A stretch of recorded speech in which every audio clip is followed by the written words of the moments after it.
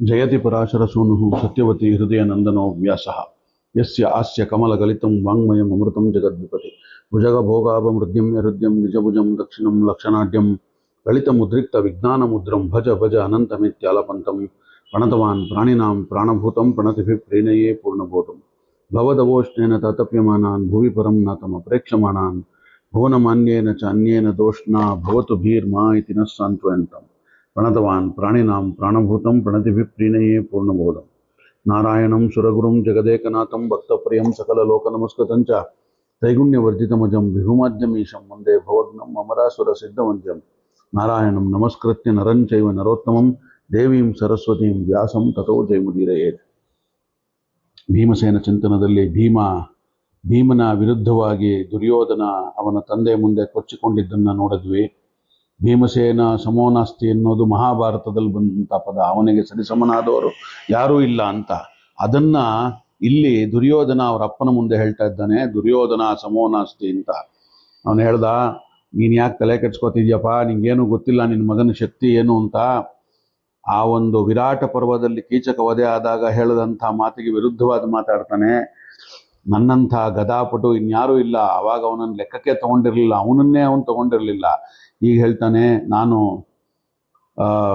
ಬಲರಾಮನ ಪ್ರೀತಿಪಾತ್ರ ಶಿಷ್ಯ, ಹಾಗಾಗಿ ನನಗೆ ಭೀಮನಿಗೆ ಹೇಳ್ಕೊಡದಂಥ ಬಹಳಷ್ಟು ಪಟ್ಟುಗಳನ್ನ ಬಲರಾಮ ನನಗೆ ಹೇಳ್ಕೊಟ್ಟಿದ್ದಾನೆ, ಏನು ತೊಂದರೆ ಇಲ್ಲ, ಅದರಿಂದ ವರಿ ಮಾಡಬೇಡ ಅಂತ ಹೇಳಿ ಮುಂದೆ ಹೇಳ್ತಾನೆ, ಯುದ್ಧವಾದರೆ ದುರ್ಯೋಧನನ ಗದೆ ವರಸೆ ಏನು ಅಂತ ನಿನಗೆ ಗೊತ್ತಾಗತ್ತೆ ಅಪ್ಪ, ಭೀಮಸೇನನಿಗೂ ಗೊತ್ತಾಗತ್ತೆ. ಎಂದಾದರೂ ಭೀಮ ನನ್ನ ಗದೆಯ ಪೆಟ್ಟು ತಿಂದು ಅನುಭವಿಸಿದ್ದುಂಟೋ ಅಂತ ಕೇಳ್ತಾನೆ ಅವರಪ್ಪನ್ನ. ಎಲ್ಲ ಅವರ ಅಪ್ಪನ ಮುಂದೆ ಉತ್ತರ ಭೂಪನ ಕೊಚ್ಕೊಳ್ತಾ ಇರ್ತಾನಲ್ಲ ಹೆಂಗಸರ ಮುಂದೆ, ಆ ಥರ ಇಲ್ಲಿ ಅವನು ಹೇಳ್ತಾ ಇರೋದು. ಅದೇ ತರಹ ಇವನು ಸಹ ಭೀಮಸೇನನ ಗದಾ ಪೆಟ್ಟನ್ನು ಯಾವತ್ತೂ ತಿಂದವನಲ್ಲ. ಆದರೂ ಅವನು ಹೇಳ್ತಾ ಇರೋದು ತನ್ನ ಬಗ್ಗೆ ತಾನೇ ಕೊಚ್ಕೋತಾ ಇದ್ದಾನೆ. ಭೀಮಸೇನ ಎಂದ ಬೆದರು ಬೊಂಬೆಗೆ ನೀನು ಇಷ್ಟೊಂದು ಹೆದರ್ಕೋಬೇಕಾಗಿಲ್ಲ. ನೋಡಿ ಎಂಥ ಹೇಳ್ತಾ ಇದ್ದಾನೆ, ಬೆದರು ಬೊಂಬೆ ಭೀಮಸೇನ ಅಂತ. ಇದೇ ಯುದ್ಧವಾದಾಗ ಗೀತೆಯ ಮೊದಲನೇ ಅಧ್ಯಾಯದ 4-5ನೇ ಶ್ಲೋಕಗಳಲ್ಲಿ ಭೀಮ ಹೇಳ್ತಾನೆ, ನನಗೆ ಎಲ್ರೂ 7 ಅಕ್ಷೋಹಿಣಿನಲ್ಲಿ ಭೀಮ ಅರ್ಜುನರನ್ನ ಬಿಟ್ಟು ಇನ್ಯಾರೂ ಕಾಣ್ತಲೇ ಇಲ್ಲ ಅಂತ ಹೇಳ್ತಾನೆ. ಇಲ್ಲಿ ಹೇಳ್ತಾನೆ, ಭೀಮ ಬಿದಿರಿನ ಬೊಂಬೆ, ಅವನಿಗೋಸ್ಕರ ನೀನು ಹೆದರಬೇಕಾಗಿಲ್ಲ. ಸೈಕಾಲಜಿ ಚೇಂಜ್ ಆದಾಗ ಮನುಷ್ಯನ ಥಾಟ್ಸ್ ಯಾವ ಥರ ಚೇಂಜ್ ಆಗುತ್ತೆ ಅನ್ನೋದಕ್ಕೆ ಇದು ಫೈನೆಸ್ಟ್ ಎಕ್ಸಾಂಪಲ್ಲು. ಅವರ ಅಪ್ಪನಿಗೆ ಮನವರಿಕೆ ಆಯ್ತೋ ಇಲ್ವೋ ಅಂತ ಹೇಳಿ ಮತ್ತೆ ಪುನಃ ಹೇಳ್ತಾ ಇದ್ದಾನೆ, ಒತ್ತಿ ಹೇಳ್ತಾ ಇದ್ದಾನೆ, ದುರ್ಯೋಧನ ಸಮೋನಾಸ್ತಿ ಅಂತ. ಭೀಮಸೇನನನ್ನ ಬಿಟ್ರೆ ಮತ್ತೆ ಯಾರಿದ್ದಾರೆ ಹೇಳು, ದುರ್ಯೋಧನನ ಎದುರುಗಡೆ ನಿಲ್ಲೋ ಅಂಥವ್ರು, ಅವನನ್ನು ಧೂಳಿಪಟ ಮಾಡಿಬಿಡ್ತೀನಿ ನಾನು ಅಂತಾನೆ ದುರ್ಯೋಧನ ಇಷ್ಟು ಹೇಳಿದ್ರು ಭೀಮಸೇನನ ಬಗ್ಗೆ ಅವನಿದ್ದ ಭಯ ಅರ್ಥ ಆಗತ್ತೆ. ಯಾಕಂದ್ರೆ ನಾವು ಯಾವುದಾದ್ರೂ ಬಗ್ಗೆ ಹೆಚ್ಚು ಒತ್ತಿ ಹೇಳ್ತಾ ಇದ್ದೀವಿ ಅಂದ್ರೆ ಅದರ ಬಗ್ಗೆ ನಮಗೆ ಹೆಚ್ಚು ಭಯ ಅಥವಾ ಅದರ ಬಗ್ಗೆ ಹೆಚ್ಚು ಒಂದು ಕಾಷನ್ ಇದೆ ಅನ್ನೋದೇ ಅರ್ಥ ಅಲ್ಲಿ. ಭೀಮಸೇನನನ್ನು ಬಿಟ್ಟರೆ ಇಡೀ ಪಾಂಡವ ಸೇನೆ 4 ಮಂದಿ ಇದ್ದಾರಲ್ಲ, ಜೊತೆಗೆ ಸೇರಿಸಿ ಪಾಂಡವರ ಸೇನೆ, ಆ ಪಾಂಡವರು 4 ಜನ ಮತ್ತೆ ಇಡೀ ಸೈನ್ಯ, ನನಗೆ ಅದು ದೊಡ್ಡ ಸೊನ್ನೆ ಅಂತಾನೆ ಭೀಮ. ಏನೂ ಸಮಸ್ಯೆ ಇಲ್ಲ, ದೊಡ್ಡ ಸೊನ್ನೆ ಅವರು ನನ್ನ ಮುಂದೆ, ಧೈರ್ಯವಾಗಿರಪ್ಪ ಅಂತ ಹೇಳಿ ಧೃತರಾಷ್ಟ್ರನನ್ನು ಸಂತೈಸಿಕೊಡ್ತಾನೆ. ಇಷ್ಟಾದರೂ ಕೂಡ ಧೃತರಾಷ್ಟ್ರ ಹೇಳ್ತಾನೆ, ಧೃತರಾಷ್ಟ್ರನಿಗೆ ಎಕ್ಸ್ಪೀರಿಯನ್ಸ್ ಇದೆ, ಅವನು ಅವನಿಗೆ ಗೊತ್ತಿದೆ, ಆದರೂ ಅವನು ಕುರುಡನಾಗಿದ್ದಾನೆ. ಅವನು ಹೇಳ್ತಾನೆ, ಅವನಿಗೆ ದೂರದೃಷ್ಟಿ ಇದೆ, ಏನಾಗತ್ತೆ ಅಂತ ಗೊತ್ತಿದೆ, ಆದರೂ ಮಗನನ್ನ ಹಿಡಿದು ನಿಲ್ಲಿಸೋ ಶಕ್ತಿ ಇಲ್ಲ ಅವನಿಗೆ. ಒಂದು ಕಡೆ ಧೈರ್ಯ ಇಲ್ಲ, ಇನ್ನೊಂದು ಕಡೆ ಪುತ್ರ ಮೋಹ. ನನ್ನ ಯಾವ ಮಕ್ಕಳಿಗೂ ಉಳಿಗಾಲವಿಲ್ಲ ಅಂತ ಹೇಳ್ತಾನೆ. ಅವರ ತಿಳಿಗೇಡಿತನ ಜೊತೆಗೆ ಅವರಿಗೆ ದುಷ್ಟಬುದ್ಧಿ ಕೂಡ ತಲೆಗೆ ಏರ್ಬಿಟ್ಟಿದೆ. ಅನ್ಯಾಯದಿಂದ ಜೂಡಾಡಿದ್ರು ಈ ಮಾತನ್ನ ಈಗ ಹೇಳ್ತಾ ಇದ್ದಾನೆ, ಅವತ್ತು ಹೇಳೋದು ಬಿಟ್ಟು. ಅಂದು ಜೂಜಾಡುವಾಗ ಏನು ಗೆದ್ರು ನನ್ನ ಮಕ್ಕಳು ಅಂತ ಖುಷಿಯಾಗಿ ಕೇಳ್ತಾ ಇದ್ದಂಥವನು, ಕಣ್ಣಿರ್ಲಿಲ್ಲ ಅವನಿಗೆ. ಆಗ ಈಗ ಹೇಳ್ತಾ ಇದ್ದಾನೆ, ನನ್ನ ಮಕ್ಕಳು ಯುದ್ಧದಲ್ಲಿ ಸತ್ತೋಗ್ತಾರಲ್ಲಪ್ಪ, ಏನಪ್ಪ ಮಾಡೋದು ಅಂತ ಹೆದರ್ತಾ ಇದ್ದಾನೆ, ನಡುಗುತ್ತಾ ಇದ್ದಾನೆ. ನಿಂತ್ರೆ ಕೈಕಾಲುಗಳು ನಡುಗ್ತಾ ಇದೆ ಧೃತರಾಷ್ಟ್ರನಿಗೆ ಅಂತ ತಿಳಿದು ಹೀಗೆ ಹೇಳ್ತಾ ಇರೋವಂಥದ್ದು.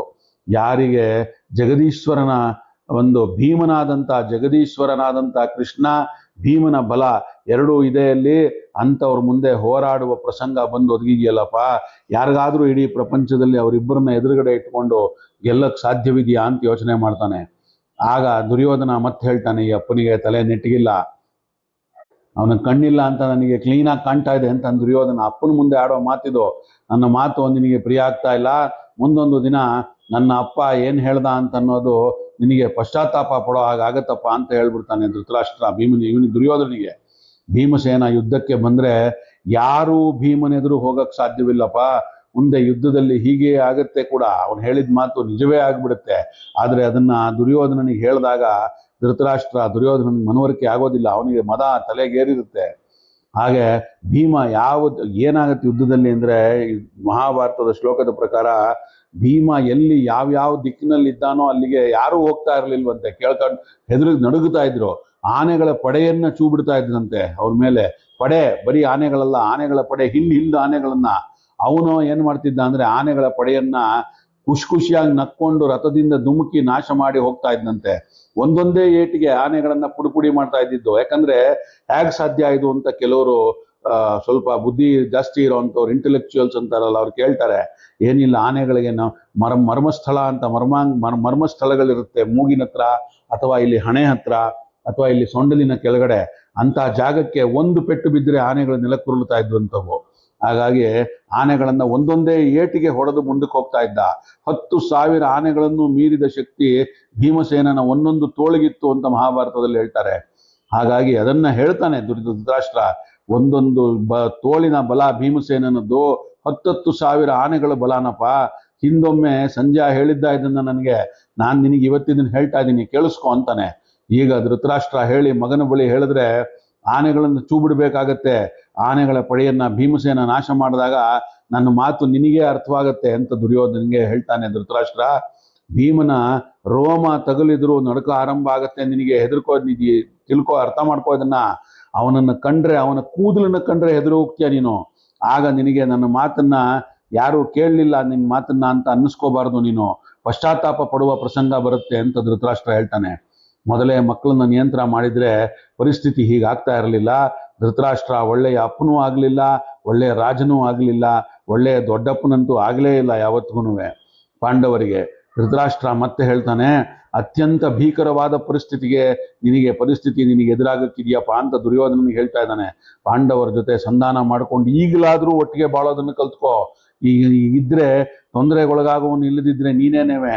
ನಿನಗೆ ಭೀಮಸೇನನ ಗದೆಯ ಪೆಟ್ಟು ತಿಂದ ಮೇಲೆ ಬುದ್ಧಿ ಬರೋದು ಬೇಡಪ್ಪ. ಯಾಕಂದ್ರೆ ಭೀಮಸೇನನ ಗದೆಯ ಪೆಟ್ಟು ತಿಂದ ಮೇಲೆ ಬದುಕುಳಿಯುವಂತ ಪ್ರಸಂಗ ಇಲ್ಲ ಬುದ್ಧಿ ಬರೋಕ್ಕೆ. ಬದುಕಿದ್ರೆ ಬುದ್ಧಿ ಬರ್ಬೋದು, ಬದುಕೋ ಗ್ಯಾರಂಟಿನೇ ಇಲ್ಲ, ಬದುಕೋದೇ ಡೌಟ್ ನೀನು. ಆ ಗದೆ ನಿನ್ನ ತೊಡೆಯ ಮೇಲೆ ಬಿದ್ದಾಗ ನಿನಗೆ ಶಾಂತಿಯ ಬಗ್ಗೆ ಯೋಚನೆ ಬಂದಿತೇನೋ, ಆದ್ರೆ ಬೇಡಪ್ಪ, ಈಗಲೇ ಆ ಶಾಂತಿಯನ್ನ ತಂದುಕೋ, ಈಗ ಕಂಡುಕೋ ಅದನ್ನ.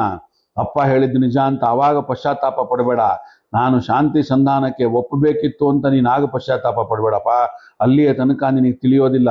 ಅದರಿಂದ ಎಚ್ಚೆತ್ಕೋ ಈಗಲೇ ಅಂತ ಒಂದು 3-4 ಸರ್ತಿ ಹೇಳ್ತಾನೆ ದುರ್ಯೋಧನನಿಗೆ ಧೃತರಾಷ್ಟ್ರ. ನಿನ್ನ ತಮ್ಮಂದ್ರು ನಿನಗೆ ಕಂಡಂತೆ ನಿನ್ನ ಕಡೆಗೆ ನಿಂತಂತವರ 11 ಅಕ್ಷೋಹಿಣಿ ಸೇನೆ ನಿಂತಿದೆ. ಕುರುವಂಶ ಎಲ್ಲ ಭೀಮಸೇನನ ಗದೆಯಿಂದ ನಿರ್ವಂಶವಾಗಿಬಿಡುತ್ತೆ. ಒಂದು ದೊಡ್ಡ ಕಾಡಿಗೆ ಬೆಂಕಿ ಬಿದ್ದರೆ ಇಡೀ ಕಾಡು ಸುಟ್ಟಂತೆ ಆಗ ನಿನ್ನ ಅಪ್ಪ ಹೇಳಿದ ಮಾತುಗಳು ನೆನಪಾಗುತ್ತಪ್ಪ. ಹಾಗೆ ಒಂದು ಸಣ್ಣ ಕಿಡಿ ನಮ್ದು ದ್ವೇಷದ್ದು ಇಡೀ ಕೌರವರ ವಂಶವನ್ನು ನಿರ್ವಂಶ ಮಾಡಿಬಿಡುತ್ತೆ. ಅದು ತನ್ನ ಮಕ್ಕಳು ಸಾಯ್ತಾರೆ ಅಂತ ಗೊತ್ತಾದಾಗ ಧೃತರಾಷ್ಟ್ರ ಹೇಳ್ತಾ ಇರುವಂತ ಮಾತು.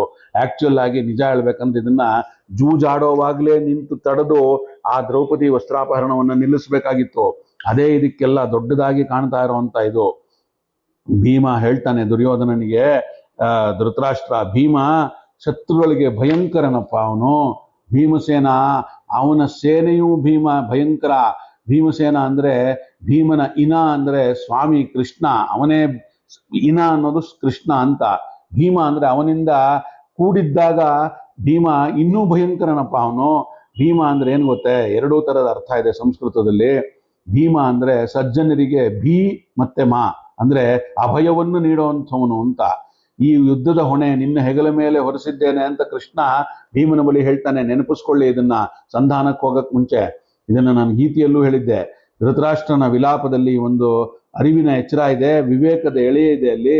ಇಷ್ಟು ಮಾತು ಕೇಳಿಯೂ ಏನು ಹೇಳದೇ ಇರುವಂತ ದುರ್ಯೋಧನ ಹೊರಟು ಹೋಗ್ಬಿಡ್ತಾನೆ. ಅಪ್ಪನನ್ನ ಬೈದ್ಕೊಂಡು ಜಾಡಿಸ್ಕೊಂಡು ಈ ಮುದುಕನಿಗೆಲ್ಲೋ ತಲೆ ಕೆಟ್ಟಿದೆ ಅಂತ ಹೇಳಿ ಹೊರಟೋಗ್ತಾನೆ. ಸಂಜಯನ ಮೂಲಕ ಕಳಿಸಿದಂತ ಸಂದೇಶಕ್ಕೆ ಪ್ರತ್ಯುತ್ತರ ಬರುತ್ತೆ ಅಂತ ಪಾಂಡವರು ಕಾದಿರ್ತಾರೆ. ಆದ್ರೆ ಉತ್ತರ ಬರೋದೇ ಇಲ್ಲ ಯಾವಾಗ್ಲೂ. ಯಾಕಂದ್ರೆ ಸಂಜಯನಿಗೆ ಹೇಳಿ ಕಳ್ಸಿರ್ತಾರೆ ಈ ತರ ಅಂತೇಳಿ. ಅದನ್ನ ಮೊನ್ನೆ ಸೇರಿದಾಗ ನೋಡಿದ್ವಿ. ಅಂದ್ರೆ ಸಂಧಾನಕ್ಕೆ ಒಪ್ಪಿಗೆ ಇಲ್ಲ ಅಂತ ಅರ್ಥ ಆಗತ್ತೆ.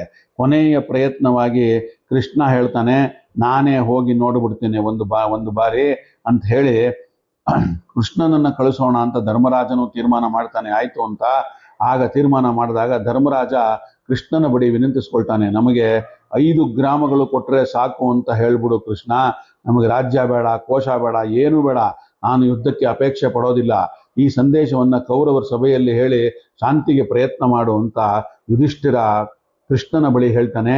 ಈ ಮಾತನ್ನ ಕೃಷ್ಣ ಏನ್ ಹೇಳ್ತಾನೆ ನೋಡಿ, ಇದಕ್ಕೆ ಅದ್ಭುತವಾದಂತಹ ಮಾತುಗಳು ಕೃಷ್ಣನದ್ದು. ಈ ಥರದನ್ನ ಕೃಷ್ಣ ಹೇಳಿ ಕೃಷ್ಣನೊಬ್ಬನೇ ಆಡಕ್ ಸಾಧ್ಯ. ಕೃಷ್ಣ ಹೇಳ್ತಾನೆ ಯುಧಿಷ್ಠಿರನಿಗೆ, ನಾಳೆ ಶಾಂತಿಯ ಒಪ್ಪಂದ ಆಗಬಹುದು, ಆಗದೇ ಇರಾನು ಇರಬಹುದು, ನಿನ್ನ ತಪ್ಪಿಲ್ಲ, ಯುದ್ಧದ ಪಾಪದ ಲೇಪ ನಿನಗಾಗೋದಿಲ್ಲ, ಯುದ್ಧ ಆದರೂ ಕೂಡ ನನ್ನ ಲೆಕ್ಕಾಚಾರದಂತೆ ನಾನು ಹೋದರೂ ಕೂಡ ಕೆಲಸ ಕೈಗೂಡೋದಿಲ್ಲ. ಅದು ಯುಧಿಷ್ಠಿರ ಅರ್ಥ ಮಾಡ್ಕೋ, ನೀವು ಹೋರಾಡಲೇಬೇಕಾಗತ್ತೆ ಅನ್ನುವುದು ನನ್ನ ಊಹೆ ಅಂತ ಇಲ್ಲಿ ಹೇಳ್ತಿದ್ದಾನೆ. ಕೃಷ್ಣನಿಗೆಲ್ಲವೂ ಆಗಲೇ ಗೊತ್ತಿದೆ. ಹೀಗೆ ಧರ್ಮರಾಜನ ಹತ್ತಿರ ಭೀಮಸೇನನ ಮುಖ ನೋಡ್ತಾನೆ. ಅದನ್ನ ನೋಡಿ ಎಲ್ಲರ ಅಭಿಪ್ರಾಯ ಕೇಳ್ಕೊಂಡು ಹೋಗಬೇಕು ಅಂತ ಹೇಳಿ, ಭೀಮ ನಿನ್ನ ಅಭಿಪ್ರಾಯ ಏನು ಅಂತ ಕೇಳ್ತಾನೆ. ಕೃಷ್ಣ ಭೀಮಸೇನನನ್ನ ಈ ಸಂಧಾನಕ್ಕೆ ಹೋಗಕ್ ಮುಂಚೆ ಭೀಮ ಅದಕ್ಕೆ ಏನು ಉತ್ತರ ಕೊಡ್ತಾನೆ, ಅಲ್ಲಿಂದ ಮುಂದೆ ಯಾರ್ಯಾರನ್ನ ಕೇಳಿದಾಗ 5 ಜನ ಪಾಂಡವರು ಮತ್ತೆ ದ್ರೌಪದಿ ಏನು ಉತ್ತರಗಳನ್ನ ಕೊಡ್ತಾರೆ, ಅದನ್ನೆಲ್ಲ ನಾಳೆ ದಿನ ಸಿಕ್ಕಾಗ ನೋಡೋಣ ಅಂತ ಹೇಳ್ತಾ ಇವತ್ತಿನ ಈ ಒಂದು ಭೀಮಸೇನ ಚಿಂತನವನ್ನ ನನ್ನ ಗುರುಗಳಾದ ಬನ್ನಂಜೆ ಅವರಿಗೆ ಹಾಗೂ ಅವರ ಅಂತರ್ಯಾಮಿಯಾದ ಶ್ರೀಮದ್ ಆಚಾರ್ಯರು ಹಾಗೂ ಕೃಷ್ಣ ಪರಮಾತ್ಮನ ಪಾದಗಳಿಗೆ ಅರ್ಪಣೆಯನ್ನು ಮಾಡೋಣ. ಶ್ರೀಕೃಷ್ಣಾರ್ಪಣಮಸ್ತು. ಸರ್ವೇ ಸಜ್ಜನ ಸುಖಿನೋ ಭವಂತು.